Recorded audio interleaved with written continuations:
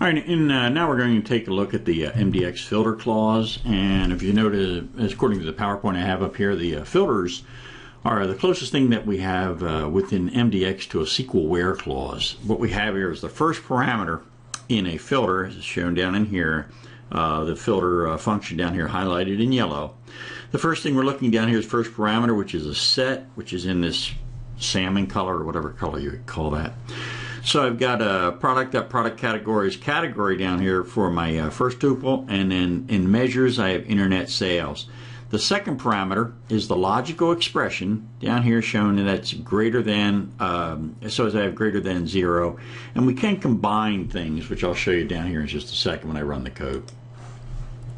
I'm now over in Intelligence Studio. And I'm sorry, I'm in SQL Server Management Studio. And the first thing I'm going to do is just run a regular old query down here, and just so you can see the select statement. So now I have the results. I have internet gross amount down here, and internet sales amount, internet gross profit down here, or I'm sorry, internet gross profit. The first measure is internet sales amount, and then the internet gross profit, which is actually a calculated measure down here. So now I've retrieved those both down here. Now let's take a look at using it within the filter clause. So now I've added a filter,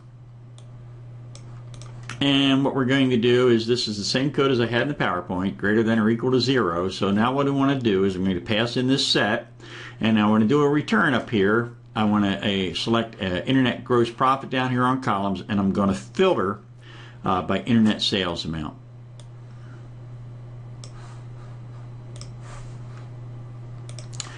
All right, so now down here I've got the greater than or equal to 0, and if you remember in the last query, which of course you don't,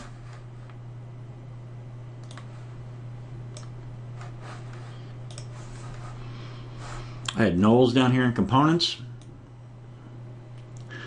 Now I'm putting in an OR clause.